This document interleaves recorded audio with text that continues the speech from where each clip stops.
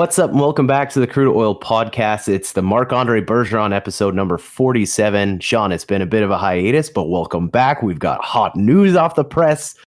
I'm excited to get going here. And I almost just had an aneurysm because you said Marc-Andre Bergeron. Yeah. Then I was thinking, wait, did you mean Patrice Bergeron? Wait, he's number 37. I started having a panic attack. You know, it's funny because he's got such a stain for one bad incident on his career. I mean, very, very costly mistake. But every time I think of Marc-Andre Bergeron, I always think of the cannons that he had from the point, and he has one of the nastiest looking hip checks I've ever seen in the NHL. But that's enough about him for today. Yeah, I only can think bad things about him. I have nothing else to say. Yeah. It's been a month. We're jumping back into things here because we're recording this on June 30th. There's some news that just broke, and we're going to record later this afternoon. We're like, no, fuck it. We got to do it right now. Because do we just dive into things, dude? Let's just get straight into the happenings of the last couple days. The Edmonton Oilers yesterday, trading Kailer Yamamoto and Kostin to Detroit, essentially as a salary dump. Well, I don't think people necessarily thought of it as a salary dump until the news today, but I was hoping we would get something out of it. But I guess at the same time, if Edmonton was truly looking to get rid of Yamamoto and that contract, then it's hard to complain that we got future considerations in return. Everyone's favorite player. Absolutely. Yeah. I was a little bit confused as to why they packaged them both together. But to your point, you got to wonder, does the future considerations factor into the news that just broke that Detroit is buying out Kyler's contract? Well, I don't fully understand why they bought him out, because you think they would be okay with him playing a season there, especially considering they're under the cap floor, unless there's some sort of agreement between maybe Edmonton and Detroit that they were going to buy him out, with the possibility of Edmonton bringing him back. Yeah. I mean, and I've the only way it'd be worth anything is to bring back Kailer Yamamoto on a $1 million contract, and I don't think that'll do it. I just don't think it's possible. I think it's possible, but I don't know if it's really necessarily working out with Yamamoto. I think people's expectations will forever be too high, considering his production in the first season. And people have just been perpetually disappointed with him because of that. And I don't think they're going to be able to shake it. It's similar to Puljujarvi being a top pick, and people could not shake the fact that they want him to be producing like a top pick. Yeah, I know what you mean. It sounds like he's always going to carry that expectation of the bar that he's supposed to meet. I don't know. It's a very interesting scenario. I don't know why they would trade him just to have him get bought out. I understand Detroit has some ability to buy out players with their cap situation, but and Kyler only having the 1 year left on his deal, it's. Part of me just can't help but put the relationship between Ken Holland and Detroit back together and say, are they doing us a favor for something that we don't know? Well, maybe they were just doing us a favor and buying Yamamoto out and taking Kostin off our hands, in the sense that he might go sign with the KHL, and he wanted too much money from us. So we're like, if you buy out Yamamoto, we'll give you Kostin, or something along those lines. I don't really know. Any of these future considerations trades are a complete fucking crapshoot, and nobody actually knows what's going to happen. Maybe next time they're in Detroit, fucking Yzerman's going to buy the team some McDonald's or something in the dressing room, and they'll be like, okay, deal, we're done.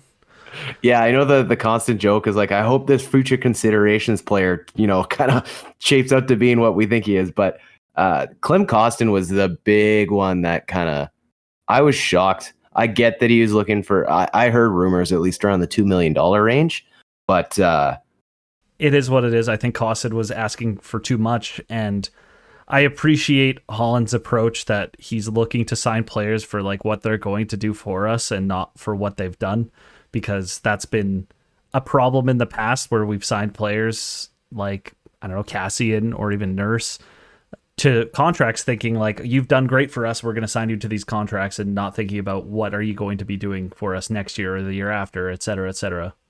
Yeah. I don't know. It's a very interesting scenario, especially the day before the free agency opens up. We'll see what shakes out tomorrow there. But yeah, that's kind of the big news that has broken. Also, a couple minutes ago, reports coming from Jason Greger that the Edmonton Oilers expecting to sign Matthias Janmark to sign another 1-year deal around the $1 million range. I don't mind that at all. He became a favorite of mine towards the end of the year last year. I can't say anything different. Like I bitched about him at the beginning of the year. I'm gonna own that, but I also changed my tune on him pretty quickly throughout the year. So I'm very happy with that, especially if he's somebody who can play anywhere really in the lineup, can play the penalty kill, and yeah, I'm very happy with that. Yeah, totally. I hope we have a few of those this year where you come in with expectations they completely exceed. But I mean. To that example, like the Oilers signing Derek Ryan for another 2-year extension. I thought Derek Ryan had an unbelievable year. I do get a little bit worried about adding that second year to a contract for a player of his age. I know he's probably sick and tired of hearing that, but it is only a $900,000 contract that you're betting on a player that old. But 2 years, man. I don't know. What's your thoughts there? I'm fine with 2 years considering the AAV is only $900K. If it was anything more than that, I would be a little hesitant. But like currently, Derek Ryan is a contributing member of the team. He can play on the third line. He can play on the fourth line. Similar to Janmark, he kills penalties. And even if he's 13th forward, 14th forward, going like into next year or something like that, like that's perfectly fine at $900K. It's not like he's getting paid, say, like if we sign Kostin to a $2 billion AAV deal and he just falls off a cliff and we have this $2 million sitting on the bench. Like this is pretty much the best you're going to get for like an extra forward, which is what we needed. Yeah, exactly. I thought you said billion with a B. I was like, holy shit. It's possible I said that, honestly. Yeah, no, I think so. It's always, we're playing with such little money on that bottom six that you want it to kind of pan out. So I do like the commitment to Derek Ryan and the fact that he can bring kind of that different elements of his game. He can play physical, but his defensive attributes and speak for themselves. The thing that kind of blew me away is his ability to actually put pucks in the net last year. So we'll hope that continues. Just looking at it, kind of sets us up because there's a whole bunch of things that are in the rumor mill. Obviously, we've got all the qualifying offers that got extended. Bouchard, McLeod, Lavoie, Philp, Rodrigue. Philp is done hockey, though, is he not? I believe so, but they still offered him a. No, wait, I think you're thinking of a different one, isn't it? Like Philip Kemp, that's not coming back, and this is Noah Philp. I keep getting them all mixed up. Those two. I mean, it's really easy to get them messed up, so I think I understand where you're coming from. Oh no, it is the right one I'm thinking of. Noah Philp was the one that said he's done hockey, but the Oilers are leaving the door open for him. Okay, well that's good at least. Yeah, exactly.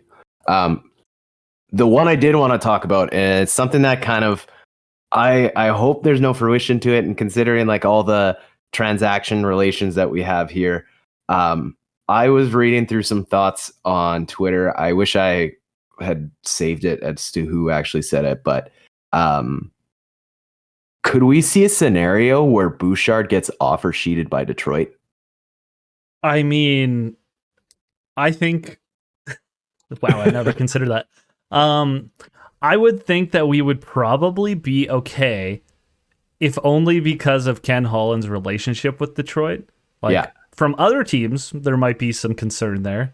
But I would think that maybe they wouldn't do that just because that would immediately sour the relationship. And that's kind of the reason why offer sheets don't happen in the first place, is the GM's relationships with each other is a huge deal. Like, I'm not sure if you watched the draft, but they were making like a huge deal out of David Poyle retiring. And like he pretty much, all of the other GMs who go up there all have a relationship with him to some degree, whether it's like a mentoring relationship because he's been around for so long, or just like general friends. They go out for dinner when they come to the other cities. And like, yes, they talk business, but I think being an NHL GM, they all have a close relationship because nobody really understands what they're doing besides other GMs. So that's a good point. And the reason I was thinking about that too is the relationship has to be there, and Ken Holland, obviously being around for forever, has that. The conversation piece that really made it intriguing to me is that, was this trade with Kyler Yamamoto and Klim Kostin basically a promise to not offer Sheet Bouchard because they have the picks, they have the dollars, they have the, you know what I mean? Like, could this be a, like, here, you can have these two players, do with as you see fit, just please don't offer Sheet us. I don't know. You know, that's a good point, and maybe that's what the future considerations truly is as part of that deal, is don't fuck us over. Right. But I don't know, maybe we should be making those trades with every team who has cap space, because I think a lot of teams would be interested in Bouchard. I'm not sure if Bouchard would be interested in other teams, because like that's the one thing people sometimes don't think about, is that the player needs to sign it. So just because Columbus comes knocking and was like, we'll be like, oh, we'll offer Sheet you. Like Bouchard would be like, I don't want to go to Columbus. I want to stay here. We are really close to potentially winning a cup. Why would I leave? Well, and it's kind of ironic though, too, like knowing just from what you see and how close Bouchard and Kyler Yamamoto and Fogle all were to like split them up. It's an interesting dynamic for sure. Well, it's just the reality of the business nowadays, and all these players are friends with each other anyways. Like, I'm sure Tyson Barrie's been hovering around wherever McDavid and Draisaitl are. Like, they're all still friends, and they will be probably for the rest of their lives, if not just their careers. Yeah. Because it's similar to, like I mentioned with the GMs, only the players know each other, right? And spending essentially years with each other almost every single day helps really build a relationship, especially if you don't hate your job. Well, yeah, and like living with people in some cases. Definitely. So I guess we'll wait to see what ends up happening with Bouchard and specifically McLeod. I'm really intrigued to see what happens there. But the other kind of rumor that's floating around is Connor Brown to Edmonton. Of course, that'll all come to fruition on Saturday if things go according to plan. But right now, sounding like a $low deal. The kind of intrigue that I thought was being thrown his way was just that they would kind of line it with performance bonuses. Like, I don't know how important do you find this signing? If it does, I'm saying it with all the caveats in store. Well, now with the departure of Yamamoto and Kostin, we have a lot of open space in the roster, specifically in the middle, like the middle six. I would expect to see somebody like Holloway maybe step in there, but realistically, I feel like Connor Brown is one of the like best options available on wing to come in and sign. And like he has a previous relationship with McDavid. He has a previous relationship with Hyman and Campbell, playing in Toronto, probably CC as well. So like there's a lot of good things for why Connor Brown would want to stay here. It's just going to come down to the dollars.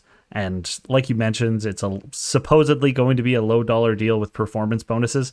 And to be fair, I think all contracts should really be laden with performance bonuses. Like, it would have been super cool if when we signed Zach Kassian originally, that it was like, oh, it's only for $2 million with like an extra couple million based off of goals and points and ice time and things like that. Like, I'm sure some contracts do get built like that, but realistically, I feel like with how up and down some players are, almost every contract should be laden with performance bonuses to some degree. Yeah, I think I'd agree with you too, especially when it's like a new player that you're bringing in. Like, we keep going back to what happened last year with Jack Campbell coming over, right? You give him $5.5 million. I think it's 5.5. I can't remember. It's just you get all that money, and I know you're in a league where you're paying for what they've already done. It's just it would be nice to see more of this. And back to your point about Connor Brown being the best option, like I'm looking through the list, and we'll get into more of that a little bit later. He's really the guy that stands out to me. The only other guy that would really intrigue me is, I nearly said Tyler Bertuzzi, but you're not going to get him south of $5 million a year. Yeah, for the dollar value that Brown brings and the play that he brings, I think he's probably one of the best options. Maybe like an Alex Killorn would be useful, or a Jason Zucker. But even then, those guys are probably going to want more money than Brown makes. So yeah, I just think it's probably the best option available. And luckily for us, it seems as though he's interested in coming here.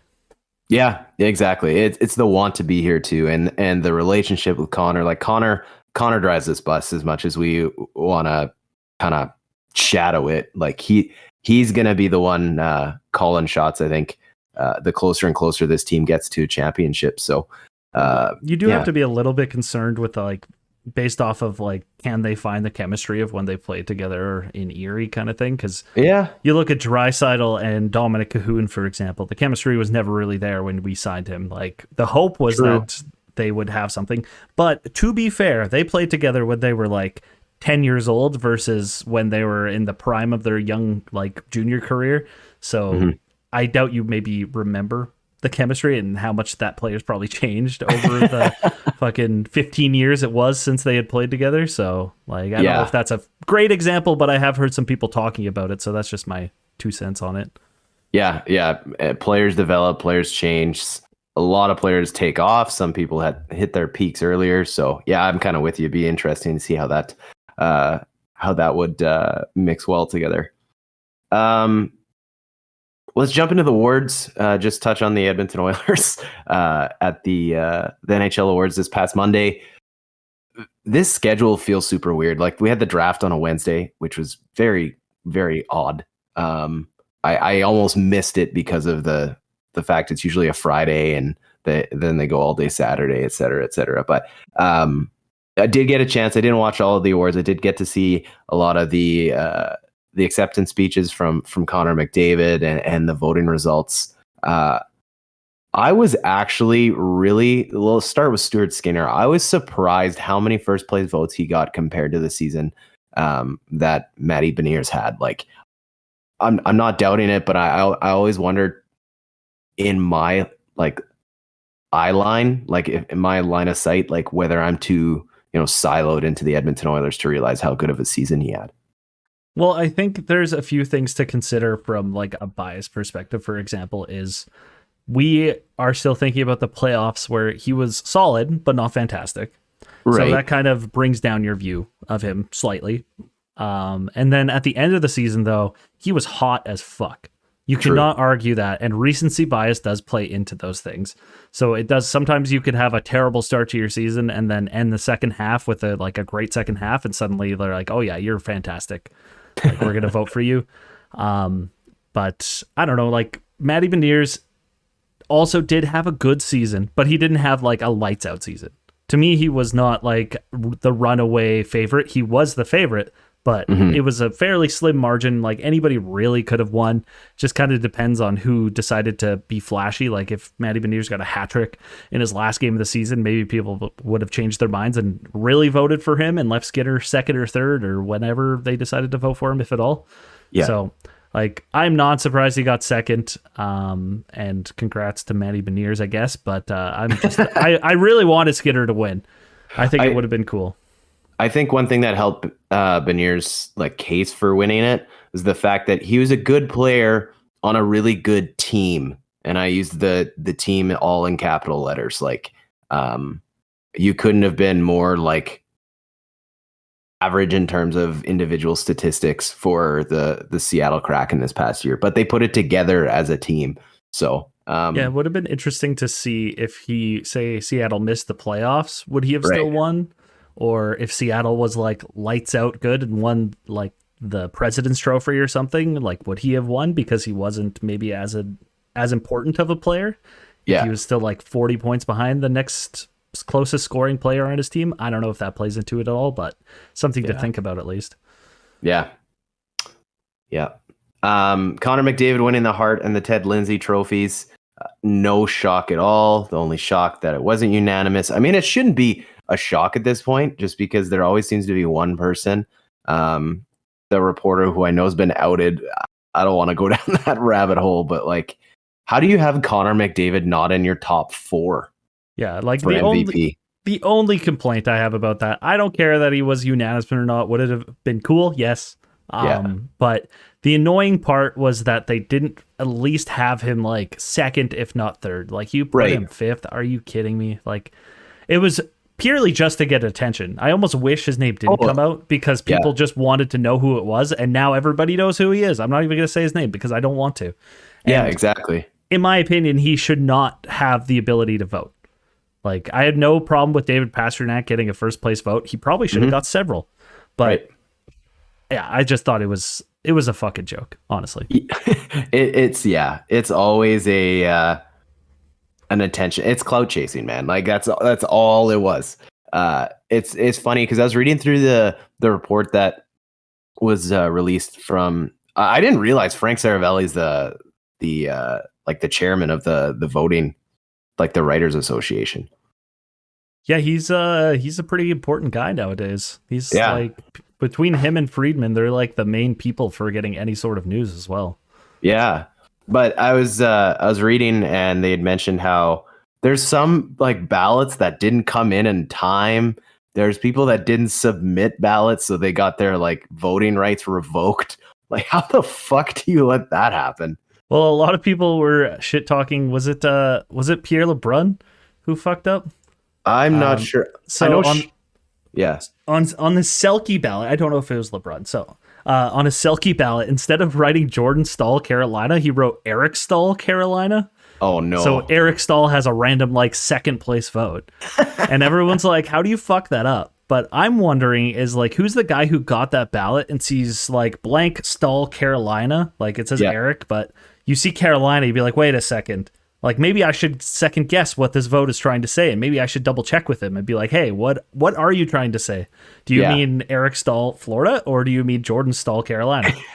Like, if he said Florida, I would understand, like, oh yeah, you fucked up kind of thing, but like, that should have been caught in the counting process. Like, it's kind of embarrassing for whoever did the count on that shit. Sebastian Aho. No, the Islanders one. Exactly. Like I don't know, if you vote Sebastian Aho for best like defenseman, you'd be like, wait a second, this doesn't seem right. Why does he have a vote? What's going on? Right. Yeah. No, that's pretty funny. I saw that like Cheryl Pounder was the only one I think that I recognize names of that got their actual voting rights revoked because she just didn't submit a voting card. Like, just wild. But I mean, it happens, I guess. Sometimes you forget, but I think it's rightful that you get it revoked because they want that to be taken seriously, not be like, oh yeah, I'm not going to submit anything. That's kind of bullshit. Yeah. Connor McDavid, I wanted to touch on some things because I noticed a different Connor McDavid this past week than I think I've ever seen. Obviously, engaged man now, so who knows if that plays anything into this, but shout out for recognizing the opportunity to donate to the Ben Stelter Fund with his acceptance speech. But I just noticed a Connor McDavid who looks just genuinely happy, like just happy with life. And even in his acceptance speeches, I thought that he was like well put together, well, like we've seen this kid grow up, and I say kid because I'm way older than him, but like, we've seen this guy grow up and kind of have that awkward interview kind of phase, to him not having a personality, to him actually sounding like a well put together hockey player. And I think it always speaks good to the NHL when you're trying to grow the game and the best player in the world is like the spokesperson and can actually show the emotion and the personality that he's showing now. Well, I think he's just finally settling into his role and like comfortable being the voice and saying things. Like, you saw it with his comments. Like, I don't know if we'll get into it, but like, they're not letting any, what are they called, like warm-up jerseys anymore, like special warm-up jerseys. And McDavid came out and said like, that's fucking bullshit. Like, much more elegantly put, mind you, but he did essentially say that. So like, would he have said that 5 years ago? Probably not. And I think it's just getting older, getting more confident, and like just believing that like maybe I am like an actual voice. People respect the things I say, so I'm going to use this platform to say things. Yeah. Well, yeah, and you look back this past season when you listen to some of the comments about the offside things or the high stick rule. Like anytime there's a discrepancy, he's not afraid to call it the league, being like, "We just want to know what the rules are." So I think it's really cool to see. But I'm not sure. Did you catch the interviews around the All-Star game the NHL awards? Jesus. When him and Skinner were talking back and forth. I love the little shot that Skinner threw at him about how he stops Connor in practice all the time. I'm going to be perfectly honest with you. I did not pay attention to the NHL awards. I usually don't give them too much of my time, just because like I think especially the Calder Trophy would be the only one I was interested in. Right. Because I thought McDavid was going to run away with his other trophies and nothing else really mattered that much to me. It's similar to the NHL draft where like, yes, Edmonton didn't have a first round pick, so I didn't care as much, but I just watched the beginning of the draft to see where like Michkov went, and then I just stopped watching because I was like, well, that's all I cared about. I don't really like know too much about anybody else, and Edmonton's not picking until the second round, so I don't really care. Yeah. I'm completely with you. I think that's a good segue. I was just gonna see if you saw the eye roll from Connor McDavid after he made that comment, but I was just gonna ask. We'll kind of drift over into the NHL news recap of everything that's going on here. But honest, like secret time, how much of the NHL playoffs did you watch after the Edmonton Oilers got eliminated? I watched the last 10 minutes of the last game. And that was it. Yeah, same here, man. And to be honest, I only tuned into it because I saw the score was like 7-2, and I was like, "Are you fucking kidding me, Florida? That's the best you can fucking do." Yeah, I completely tuned out, and I kept flipping back from whatever I was watching to that same game, and it was like, "Oh, this is gonna be a long last period of hockey." So it was. I had checked out immediately after the Oilers got beaten. Yeah, just I'm one of those people who like I don't care too much unless it's like a friend's team who watches a lot or something like that. Like if Colorado was in it like last year, I got a buddy who's a big fan, so I watched some games. But like versus that, it's a Vegas Florida final. Why would I care about that? I think the ratings said the same for everybody. Yeah. Like obviously the Canadian ratings probably sucked ass because there was no Canadian teams in there, but like, I don't know. At the end of the day, it just wasn't there for me. Maybe I was still hurt from losing to Vegas and was salty about it, but I don't know. Does it say something that Edmonton's now lost to the Cup winner 2 years in a row?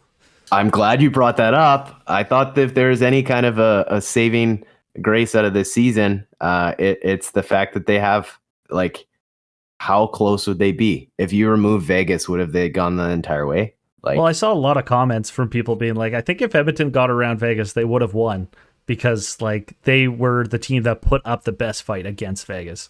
Yeah. It's exciting, man. I'm glad that we can take the remarks that Connor McDavid had after the elimination, how I forget who asked the question, but said like, do you see this as a step back because you guys went to the round 3? And he's like, it's tough to believe, but I think there's still progression this season. And progression isn't linear, too. It's not like you're going to go first round, second round, third round, like Stanley Cup. That's not how it works. I think there was a NBA guy, I can't remember who, but after they lost, he was like, are you like disappointed? He's like, well, no. Like, would you call this season a failure? He's like, no. Like, you can't expect to win every year. Like we can only slowly improve in different areas each year and then hope eventually we break through and win. Like you can't win every year. You can't win every game. So like obviously there's disappointment, but you have to look at the positives of the season and how you could turn that into next season, into success. Yeah, absolutely. I think as we segue into the NHL news, we'll have to talk about some Oilers kind of related external NHL news because we got to talk about our friends to the south of us because there is, pun intended, very much a tire fire going on in Cowtown. Everybody wanting out. It is a nightmare to be a part of the Flames organization or Flames fans. And that release, that bomb from Friedman last week talking about the Oilers player who had texted him saying that the Battle of Alberta was more about breaking up the Flames as much as, or was as much about breaking up the Flames as much as it was advancing. I just found that a wild thing to hear. Well, me and my friends were talking about like who on the Oilers is cocky enough to have done that. And everybody was pretty much like, yeah, it was probably Draisaitl. Like that seems like something he would do. Maybe Evander Kane, but other than that, I think everybody's pretty humble, but those two guys would probably do that in a heartbeat. Yeah, it's true. It's true. But like honestly, ever since that goal from McDavid, like it's been a mass exodus out of Calgary. Yeah, like I do feel bad for Calgary. So they had Toffoli, they had Backlund, they had Lindholm, they had Hanifin, all say they're not going to re-sign and essentially request a trade. Right. As well as their Jay Woodcroft in Mitch Love leave to go to Washington to be assistant coach there rather than be a coach of any kind in Calgary or for their AHL team. Yeah. So they just got shit on pretty much in the span of 24 hours. Yeah, it was so funny because like you're reading the reports and they're like not to pile on, but it was a tough 24 hours to be Flames fans, but you gotta keep looking at like their signings. Like Nazem Kadri's there for a long time at a big price point with nobody else there. You've got Jonathan Huberdeau who's making an extensive amount of money. Mackenzie Weegar signing his extension. Like it's going to be feeble times. And I think as much as you look at what True Living did last year to kind of keep the group together, I still can't help but think with Tkachuk and Gaudreau leaving the Flames that should have been the perfect time to blow things up and start over. If I was Calgary last season, I don't know if that was just more of a Brad Treliving didn't want to get fired kind of thing. So maybe he was like, I'm going to try and last ditch effort, make some trades to save this team and save my job. But like, I think they should have done that. If not because those guys left, but because it was like, it's the Connor Bedard year. They could have got hit. They could have had their own Connor. And we could have had the battle of Connors every year. But they decided to try and make another go of it with a couple more players. And unfortunately for them, it didn't work out. But now, if I'm Craig Conroy, who is now the new GM, I would probably just bite the bullet and try and rebuild the best that you can and actually go into a full rebuild. Like, I think you've seen time and time again that these teams that try to retool tend to not be able to do it. It just doesn't work because you just don't have the top end talent, especially with guys like Gaudreau and Tkachuk leave, to have a competitive roster. Like you're just going to die in mediocrity like Minnesota did until they eventually like drafted Kaprizov and got lucky essentially. And then they suddenly have a top tier player. Like you look at Calgary's pool outside of Dustin Wolf, they don't have any prospects really worth mentioning. Like none of those guys are true. Like, oh yeah, he's definitely going to be a top 6 forward kind of guy. Or a top pairing defenseman or even a top 4 defenseman. So like, I do like some of the players on their roster, but I think you just bite the bullet. Like they've already started that process. They traded Tyler Toffoli to New Jersey for a 3rd round and Igor Serengovich, which in my opinion, very good trade. Yeah. I think that's a very good trade for Calgary. I think they did a great job getting Serengovich. Like I watch quite a few Devils games and he's a great player. Very young, has put up 20 goal seasons in the past, so I think they'll be very happy with him. So I think it's time they bring in younger guys and just bite the bullet.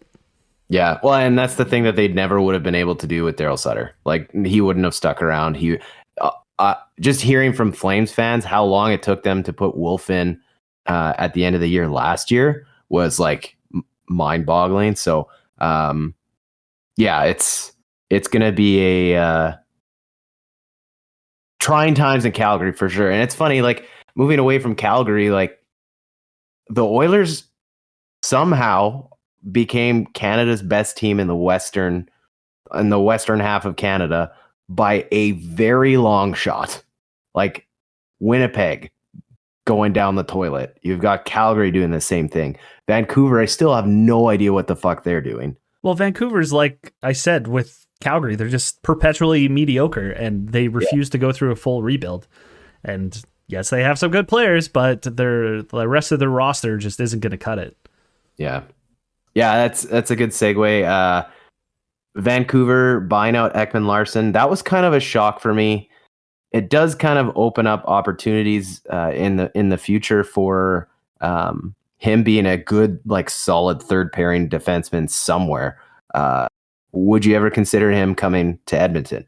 I mean, I'd sign him at league min, Yeah. or even like 2 million or something like that. But I mean, and it has to be short term. You have to look at how much he's deteriorated. Like in Arizona, he was playing bad at the end of that, like end of his tenure there, and then he did nothing but play even worse in Vancouver. So like people need to not look at him like the top pairing defenseman he once was. I don't know what happened in his career. I don't pay that much attention to him that would have shaken him to his core that he would fall apart like this, but I don't know. But could it be playing for shit hockey clubs for the past 10 years? Well, yeah, maybe it's a motivation thing. Maybe he got the bag and then he just kind of lost his passion for the game.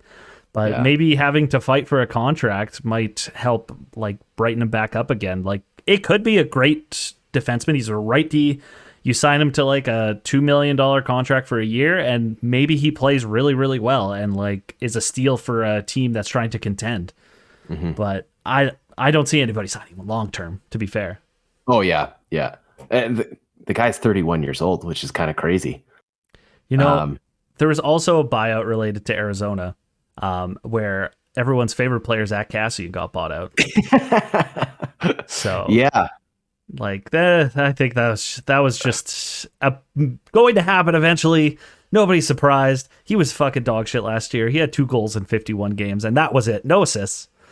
Like, I don't know what anybody expected out of him, and I hope the best to him for the rest of his life. I think he really managed to turn things around in Edmonton, and I hope he can maintain that and doesn't take a buyout personally, because goddamn it, I love Zach Cassian, and it's disappointing to see how everything unraveled for him, but the best to him.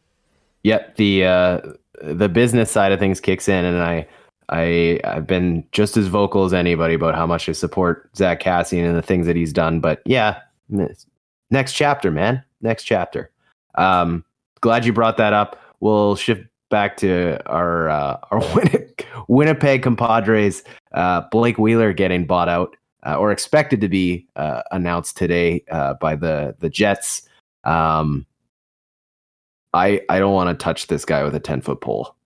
Oh, like with the rumors of how shitty the locker room is in Winnipeg, as well as like his declining career, like at best you can bring him in as like a veteran guy, but he is not the player he used to be. People seem to think that he still is, and maybe he can be like that Corey Perry on your fourth line like he was for Tampa and for Montreal, but I don't know. I don't think he's really got that in him anymore.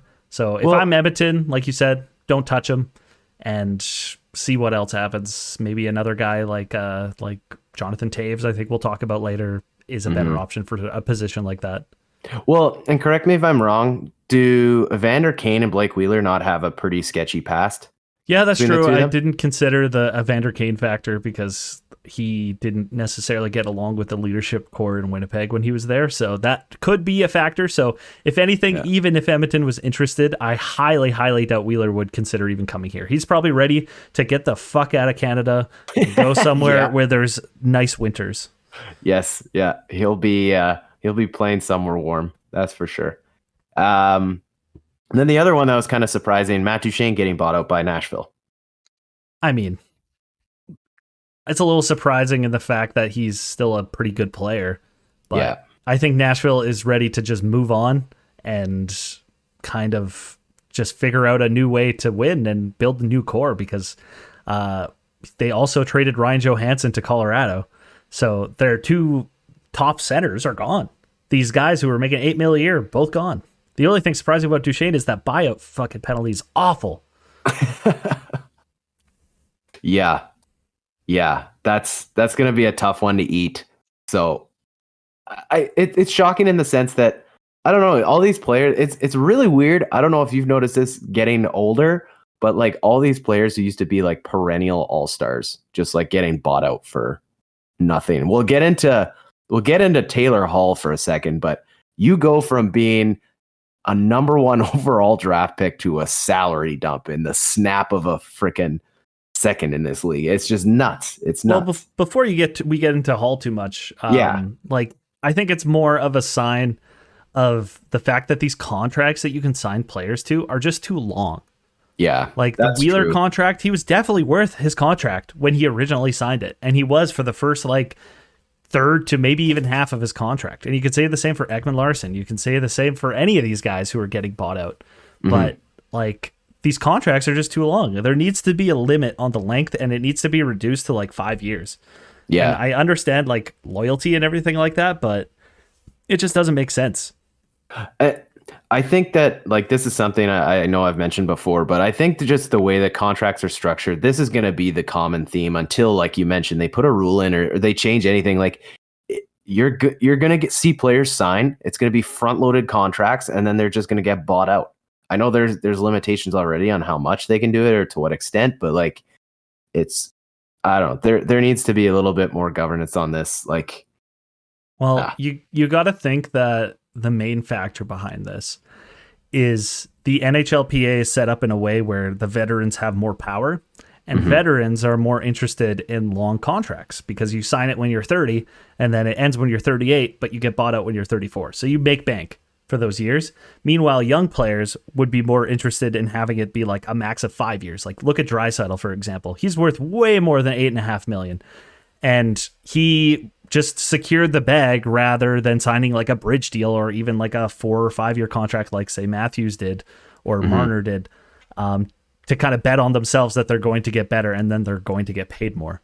So I think that's kind of where the issue lies, is the NHLPA will not fight to lower that cap because it works out in the older players who have the power's favor. Yeah, that's a really good point, actually. We'll have to, interesting. That'll definitely be a thinking point for me for a little bit. Just wrapping up quickly before we get into all of the fucking slew of trades that we've seen in the past. I swear to God that this last week of June has had more trades than the last like 2 years of trade deadlines. Of trade deadlines, definitely, because the trade deadlines always happen for like 3 weeks prior. But yeah, I'd say they're probably similar in that sense. But this has been over 3-4 days, maybe just a week. Essentially, It's been like a fire sale of trades going on. Yeah. Quickly, just a couple ex-Edmonton Oilers that aren't going to be re-signed. The Canes announcing they won't be re-signing Puljujarvi. You saw something that had to do with an injury that he was getting rehabbed, hey? Yeah, apparently there's at least rumor out there. I don't know if it's ever confirmed that Puljujarvi underwent like double hip surgery, I think again. Oh, God. And is facing like a really long recovery time. So he's not getting qualified by the Hurricanes. So I kind of doubt he gets signed by anybody, and he will probably end up back in Finland. I almost said Florida. But, he'll probably end up in Finland and will likely be the end of his career. I don't know if he has any interest in trying to keep pursuing an NHL career. I just don't think it's working out for him. Yeah. Yeah, and he's mentioned like his mental status too with it too. And then 5-10 minutes ago, Vancouver just announced that they've not issued qualifying offer to a couple players, but one of them being Ethan Bear. So he'll also be looking for a new home. Maybe he'll complete the trifecta. What's the 4 in Winnipeg? Like he's played for every other Canadian team, it feels like. So I don't think he's like, he might sign a contract with guys at league min playing 7th defenseman, but unfortunately with his size and physicality, I just don't think he's cut out for like bottom pair minutes. Yeah, it's just not probably going to work out for him. And apparently I think he just had surgery on something too. So like he's probably going to struggle to find a place at least this season. Yeah, would agree. All right, let's jump into these trades. A lot of stuff going on. Just to the ones that have happened over the past like month, I think there's only one that really needs to be shed a light on. Like, is the Provorov trade out of Philly? Like Philly's dumping. I mean, that trade kind of hurt my brain to read.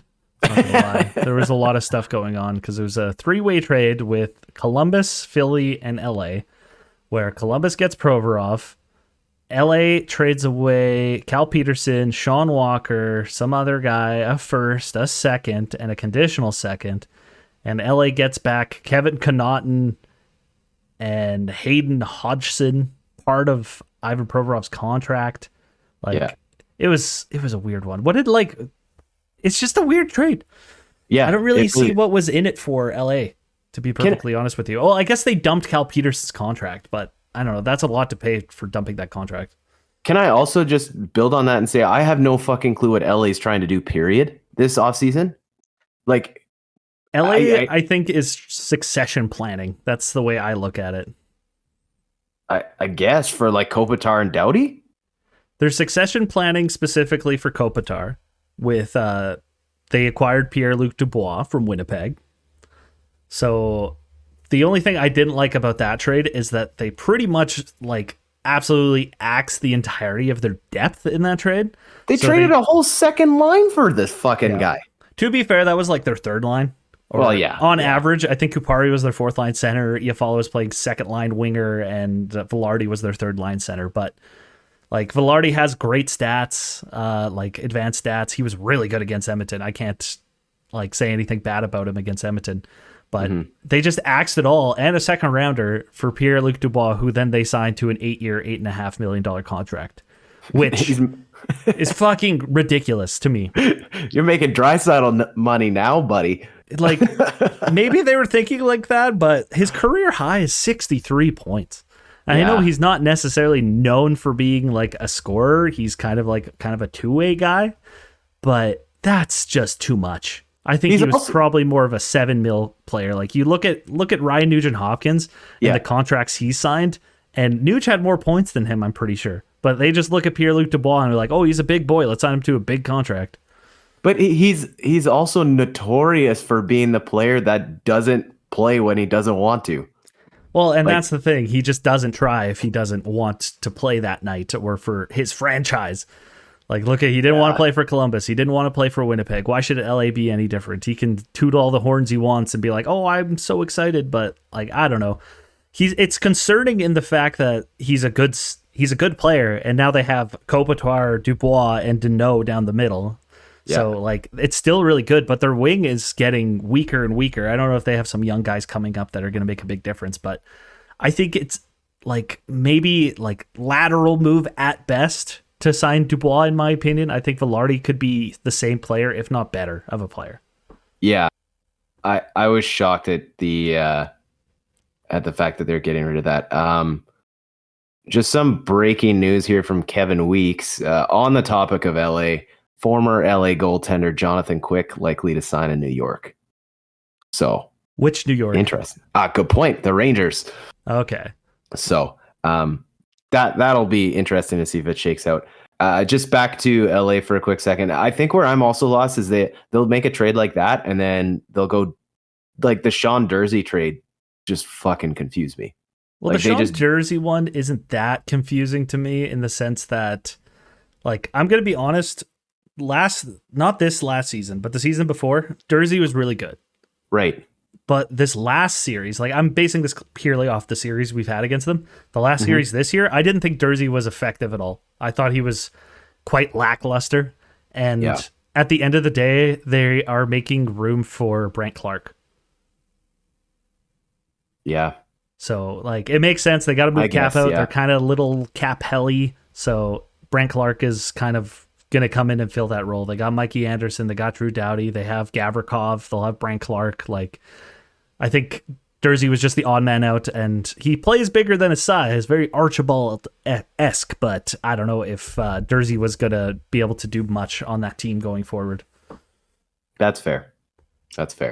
Team I want to talk about is the Chicago Blackhawks, because they have had themselves a week, obviously drafting Connor Bedard, but they are loading up that fucking team with veterans. And I think this will be an interesting scenario for Bedard to start his NHL contract in. Over the past week, they picked up Corey Perry from the Tampa Bay Lightning in exchange for a 7-round pick, and then signed him to a $4 million contract extension. That's a lot of money for Corey Perry at this stage of his career. I think that's a cap floor contract if I've ever seen one. I was gonna ask, like, I wonder if there's stats at Corey Perry's age. That might be one of the richest contracts ever signed.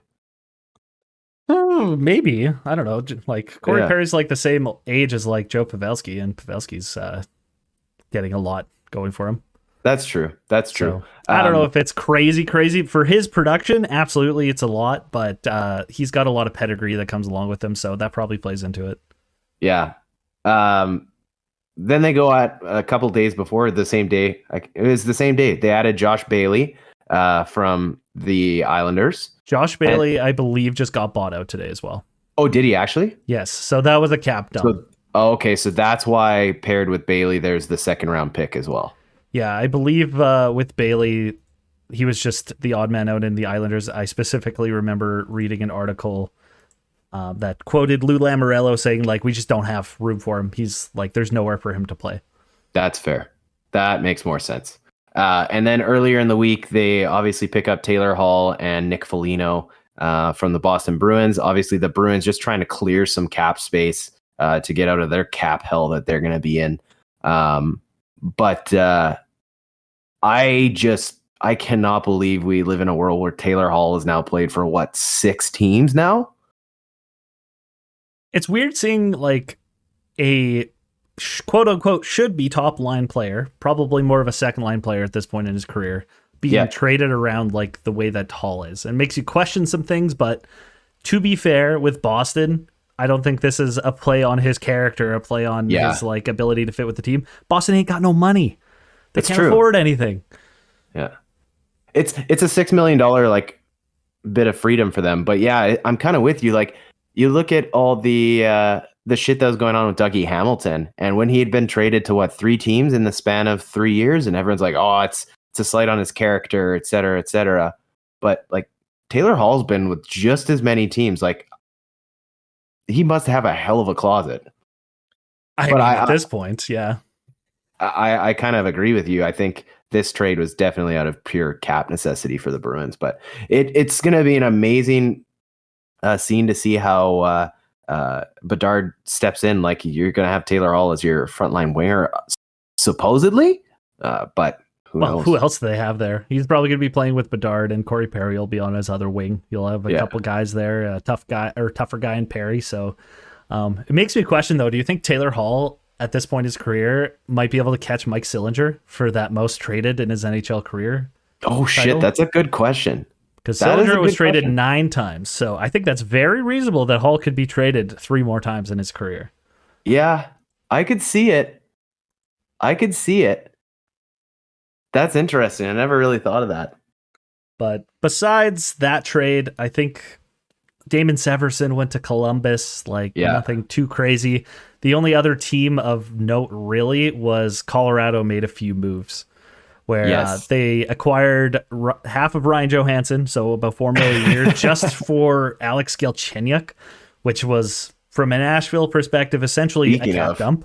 Yeah, speaking of jumping teams. Yeah, now they have Ryan Johansson there to sit as their second line center. Hopefully he can stay healthy, but I personally was surprised by this. I didn't think Ryan Johansson would be the player Colorado would be interested in. I think they would have been interested more in like a 2-way forward kind of guy. Me and my roommate were talking specifically about the possibility of Elias Lindholm going there. Well, because this is just essentially finding the replacement for JT Compher, right? Well, and is it even a replacement for JT Compher? Yeah, because there was still no second line center there. JT Compher was their third line center. So like they still need somebody else. And now, on top of that, speaking of Colorado centers, they also traded away Alex Newhook. Yeah, that was intriguing. That was a little mind-boggling to me that Colorado would trade him away. Like, Alex Newhook is a cost-controlled young player, very skilled. Like, maybe he's not progressing the way they had hoped, but like I think he's still a good player. I think the Canadians got a bit of a steal with that. They only had to give up like a first and a second, but it was a late first, to be fair. So it's essentially 2 seconds. And I think Newhook is very much worth it. I think another move that I did like, though, is the pickup with Ross Colton heading over from Tampa.